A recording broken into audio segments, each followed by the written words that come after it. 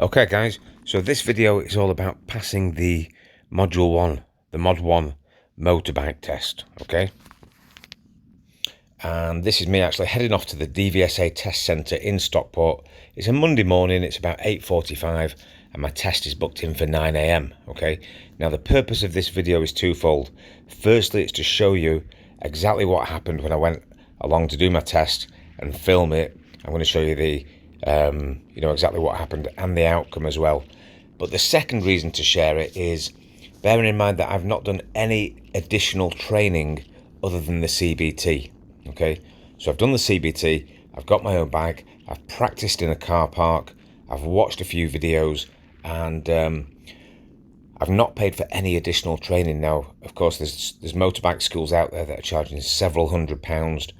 You go along, you use their bike, they take you to the test centre, you do the test on their bike, they throw in a couple of days training and hopefully a pass, but it costs you several £100s. Now, I've done it direct with .gov.uk, it cost me 90 quid to book Mod 1 and Mod 2. I think Mod 1's about 15 quid, Mod 2's about 75 quid. So you save yourself a few quid if you've got your own bike to do it on, okay, which is great. But at the end of the video, I want you to stay tuned because I'm going to share what I believe are the best resources that I found on YouTube for helping you pass your Mod 1, okay? And I'm going to show you exactly what I used, which I think are the best videos, the best resources out there. So I'm just squeezing through these vans, so do stay tuned till the end of the video. It only takes like 1 minute. I'm going to show you exactly what happened. I pull into the car park. I'm looking for the best place to park up, and there's a car park area because they do car tests and they do bike tests. So I come through the gates, I'm looking for where to pull up, and the interesting thing about this place, about these DVSA centres, is you've got 2 or 3 motorbike instructors from schools who've brought their students along with a motorbike, and they're waiting. And even at 9 o'clock in the morning, there's people, maybe 2 or 3 people milling around.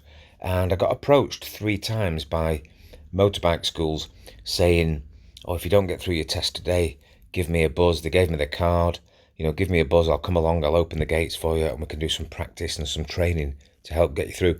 All genuine guys, but all offering their services at a price, of course. Just touting for business. But yeah, interesting. So here I am, I'm sat waiting for the examiner to come out and greet me. And let's just see what happens.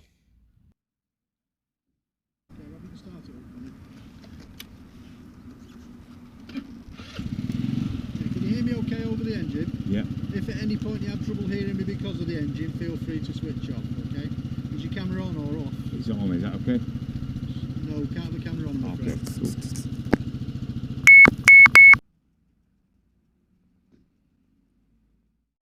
Cool. Okay guys, so as you can see, he would not let me film the Mod 1 test. Okay, he asked me to turn the camera off, and I did hope to film the whole thing, but he wouldn't let me. But hey ho, that's the way it goes. I don't know if that's normal or if he was just being a bit of a stickler.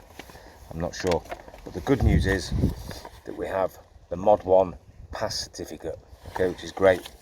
And on there it says restricted A1 automatic. Okay, so that's fine, it suits me, it suits the scooter that I've got. And now I can move on and do the Mod 2, which I'm doing at the end of the month, and then get the L plates off. So the test itself, the Mod 1, was fairly easy, fairly straightforward. I've not done any training with an official motorbike school. I've only done the CBT, and then I've gone into a car park and I've practiced the figure of eights, the U-turns, the emergency stops, etc. So I saved myself a few £100 there, which is great. Now, I did pick up a couple of rider faults, or what they call minors, and I think it was the same problem. It was not shutting off the throttle fully on the emergency stop, okay? So I did the emergency stop in the allotted distance, but for some reason my hand got stuck. I think it was nerves, right? I just kept the throttle open a little bit. And I think I did the same thing on one of the other stops. It could have been on the controlled stop, or it could have been on the U-turn, I'm not sure. The U-turn was perfect, I thought, but I think I may have lost, one point. I got a rider error on keeping the throttle open a little bit. So I can live with that, just something I need to correct, and I think it was due to nerves. Now, as I say, I've not done any official training with a motorbike school, but I'm going to tell you what I found the most useful resource for me.